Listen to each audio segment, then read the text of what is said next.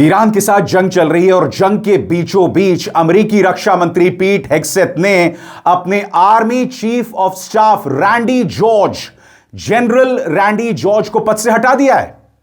सबसे बड़ी बात, आप एक जंग लड़ रहे हैं, ट्रंप के कार्यकाल की सबसे महत्वपूर्ण जंग, और बीचों बीच आप अपने आर्मी चीफ ऑफ स्टाफ को हटा रहे हैं। बहरहाल पीट हेग्सेथ खुद कई विवादों में घिरे हुए हैं। रक्षा मंत्री पीट हेग्सेथ पर यह आरोप लग रहा है कि उन्होंने जंग शुरू होने से पहले कई डिफेंस फर्म्स में इन्वेस्टमेंट की थी और उनसे करीबी कुछ लोगों ने इन्वेस्ट किया था ताकि उन्हें फायदा हो। और डेमोक्रेट्स अब इस बात की स्वतंत्र जांच कराना चाहते हैं और अगर पीट हेग्सेथ इस मामले में फंस गए तो उनका जेल जाना तय है। सोचिए दोस्तों, इससे ज्यादा शर्मनाक बात क्या हो सकती है कि ट्रंप के रक्षा मंत्री को आज नहीं तो कल जेल जाना है, या ये कहा जाए जेल जाना तय है। हम चर्चा करेंगे जनरल रैंडी जॉर्ज को अपने पद से क्यों हटाया गया इसकी, मगर जो बड़ी खबर आ रही है ना दोस्तों, जिसने इस पूरे इलाके में तहलका मचा दिया है, वो है CNN की एक खबर। CNN की एक खबर कह रही है कि ट्रंप के दावों के उलट ईरान की जो मिसाइली क्षमता है, काबिलियत है, वो अब भी बदस्तूर बनी हुई है। क्योंकि याद कीजिएगा, डोनाल्ड ट्रंप ने क्या कहा था कि हमने उनकी मिसाइल काबिलियत को बर्बाद कर दिया था। ट्रंप ने यह भी कहा था कि अब वो मिसाइल लॉन्च नहीं कर सकते, उनकी नेवी बर्बाद हो गई। और आज ही मैंने आपको अपने शो में बताया था कि किस तरह से स्ट्रेट ऑफ हॉर्मूज में ईरान की गदर क्लास सबमरीन खौफ पैदा कर रही है अपने विरोधियों में, अपने दुश्मनों में। मगर बहुत जरूरी हो जाता है दोस्तों कि CNN की खबर क्या कहती है। आपके स्क्रीन पर exclusive US intelligence assesses Iran maintains significant missile launching capability, sources से। खबर क्या है? पिछले करीब 5 हफ्तों से अमेरिका और इस्राएल के लगातार हमलों के बावजूद अमेरिकी खुफिया एजेंसियों के हालिया आकलन के मुताबिक ईरान की लगभग आधी मिसाइल लॉन्चर्स अभी भी सही हालत में हैं और उसके पास हजारों वन वे अटैक ड्रोन अभी भी मौजूद हैं। CNN को जानकारी देने वाले 3 सूत्रों ने बताया कि इन हमलों के बाद भी ईरान के हथियारों का बड़ा हिस्सा बचा हुआ है। 2 चीजें हैं दोस्तों। पहला, उनकी मिसाइल क्षमता बदस्तूर बनी हुई है। इसके अलावा वन वे ड्रोन अटैक, हजारों वन वे ड्रोन जो है वो बदस्तूर मौजूद हैं। अब मैं आपको बताता हूं सरल शब्दों में इस खबर के क्या मायने हैं। ईरान अभी भी पूरी तरह से तैयार है पूरे इलाके में भारी तबाही मचाने के लिए, एक सोर्स ने ईरान के बारे में कहा। अमेरिकी खुफिया एजेंसियों के इस आकलन में उन लॉन्चर्स को भी शामिल किया गया है जो फिलहाल इस्तेमाल में नहीं है, जैसा कि वो जो हमलों के बाद जमीन के नीचे दब गए हैं लेकिन पूरी तरह नष्ट नहीं हुए हैं। जी हां, जैसा कि ईरान बार बार कहता रहता है कि अभी तो हमारे पास कई मिसाइल्स हैं, कई लॉन्चर्स हैं जिन्हें आपने छुआ तक नहीं है। अब अंदाजा लगाइए आने वाले दिनों में जब इन लॉन्चर्स को या इनका इस्तेमाल होगा। क्योंकि ट्रंप ने क्या कहा? ट्रंप ने कहा कि मैं अगले 2-3 हफ्ते ईरान में इस कदर तबाही मचाऊंगा कि वो लोग पाषाण युग यानी कि स्टोन एजेस में पहुंच जाएंगे। मगर ईरान घबराया नहीं है। ईरान कह रहा है आजमाइए तो सही हमें, आपको दूध का दूध और पानी का पानी जो है उसका स्वाद पता चल जाएगा। बहरहाल आपको इन 2 सवालों पर गौर करना पड़ेगा दोस्तों। ये दोनों सवाल बहुत अहम है। पहला सवाल आपके स्क्रीन पर, why is Iran strong in coastal area? सरल शब्दों में, समुद्री इलाकों के आसपास ईरान इतना ताकतवर क्यों है? दूसरा, Why does it maintain a stronghold over Hormuz? अब तक हॉर्मूज के ऊपर उसका कब्जा इतना पुख्ता क्यों है? यह अब मैं आपको CNN की इस बड़ी रिपोर्ट के जरिए समझाने वाला हूं। गौर फरमाइए। हाल के दिनों में जुटाई गई इस खुफिया रिपोर्ट में यह भी सामने आया है कि ईरान की बड़ी संख्या में तटीय रक्षा वाली क्रूज मिसाइलें अभी भी सही सलामत हैं। सूत्रों ने बताया यह इस बात से मेल खाता है कि अमेरिका ने अपने एयर कैंपेन में तटीय सैन्य ठिकानों को ज्यादा निशाना नहीं बनाया, हालांकि जहाजों पर हमले हुए हैं। यह मिसाइलें ईरान के लिए एक अहम ताकत हैं जिनकी मदद से वो स्ट्रेट ऑफ हॉर्मूज में जहाजों की आवाजाही को खतरे में डाल सकता है। और इसके अलावा दोस्तों, मैंने आपको बताया था प्रेस टेलीविजन की इस रिपोर्ट के मुताबिक ईरान की गदर क्लास सबमरीन है और ये जो गदर क्लास सबमरीन है, उसने स्ट्रेट ऑफ हॉर्मूज में एक किस्म का आतंक फैला रखा है। जी हां, ये जो गदर क्लास सबमरीन है वो चुपचाप ऑपरेशन करती हैं और बगैर डिटेक्ट हुए वापस भी आ सकती हैं, जिससे आपको पता चलता है कि स्ट्रेट ऑफ हॉर्मूज पर why is Iran's control absolute. क्यों डोनाल्ड ट्रंप कह रहे हैं कि बेशक स्ट्रेट ऑफ हॉर्मूज पर ईरान का कब्जा बना रहे, हम तब भी युद्ध खत्म कर देंगे। यानी कि ट्रंप की इस बेवकूफी के चलते अब स्ट्रेट ऑफ हॉर्मूज से ईरान अपनी मनमानी कर सकता है। अब अगला प्रश्न और अगला मुद्दा बहुत अहम हो जाता है, जिसका जिक्र CNN कर रहा है। ट्रंप के दावों के बिल्कुल उलट है हकीकत। यह खुफिया जानकारी ईरान की मौजूदा क्षमताओं की एक ज्यादा संतुलित तस्वीर पेश करती है, जो कि अमेरिकी राष्ट्रपति डोनाल्ड ट्रंप और उनकी सरकार द्वारा सार्वजनिक तौर पर दिए गए पूरी जीत वाले दावों से काफी अलग है। बुधवार शाम देश को संबोधित करते हुए ट्रंप ने कहा था कि ईरान की मिसाइल और ड्रोन लॉन्च करने की क्षमता काफी हद तक घट गई है और उनके हथियार बनाने वाले कारखाने और रॉकेट लॉन्चर तबाह किए गए हैं, बहुत ही कम बचे हैं। बुधवार तक अमेरिकी सेंट्रल कमांड के मुताबिक अमेरिका ने ईरान के अंदर 12,300 से ज्यादा टारगेट्स पर हमले किए हैं। सोर्सेस के मुताबिक इस खुफिया रिपोर्ट में दिखाया गया है कि अमेरिकी सेना ने ईरान की सैन्य ताकत को काफी कमजोर किया है और कई बड़े वरिष्ठ नेता भी अमेरिका और इस्राएल के हमलों में मारे गए हैं, जिनमें सुप्रीम लीडर अली खामेनी और नेशनल सिक्योरिटी काउंसिल के प्रमुख अली लारिजानी भी शामिल हैं।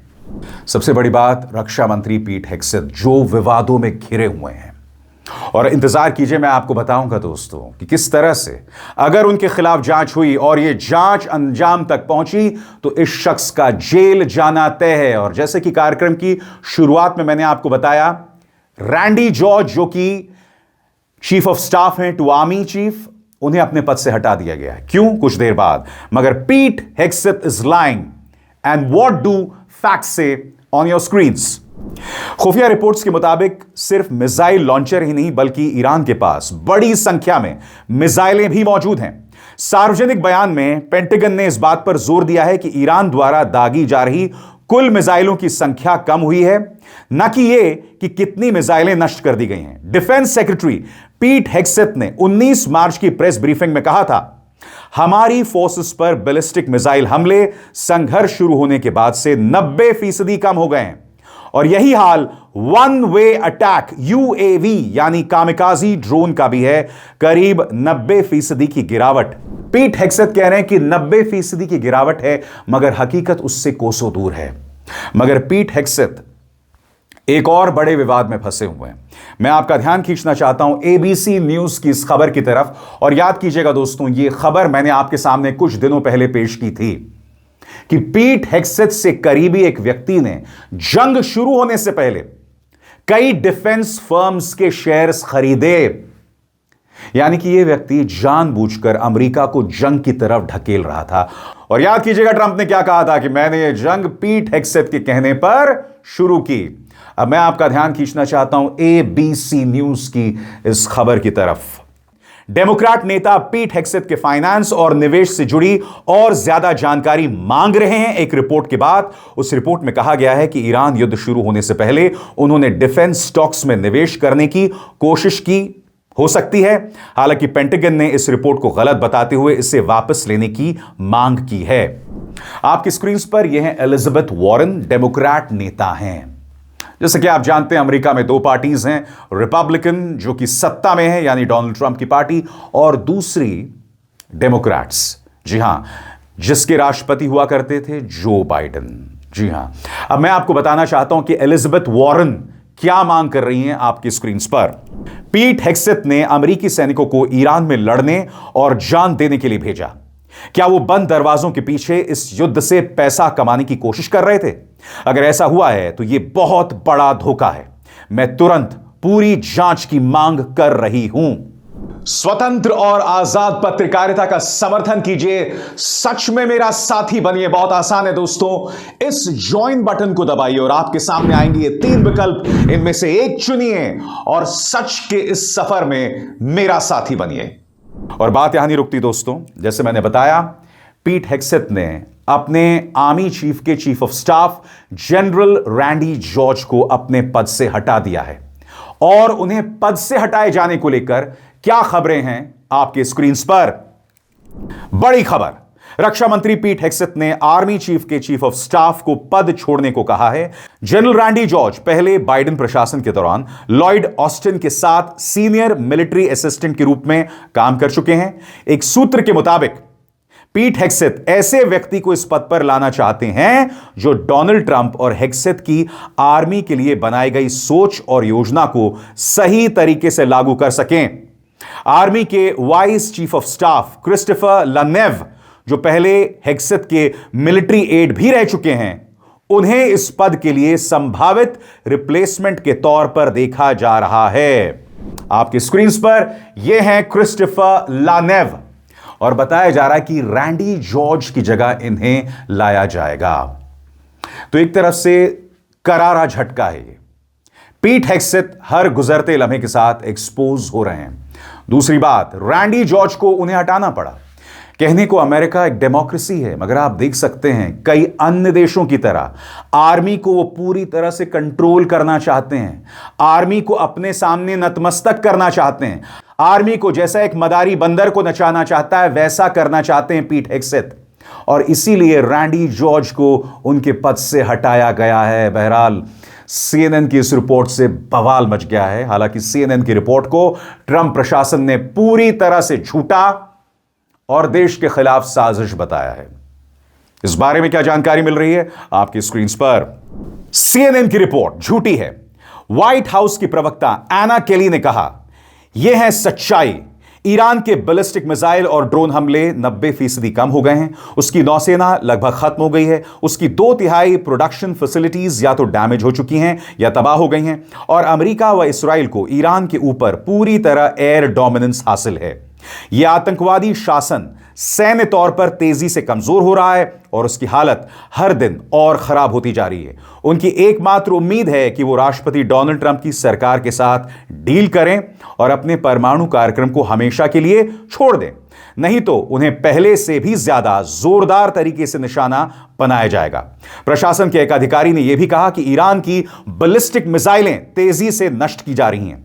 इस्राइल, खाड़ी के देश और अमेरिकी सैन्य कर्मियों को अब भी नियमित तौर पर मिसाइल और ड्रोन हमलों का सामना करना पड़ रहा है।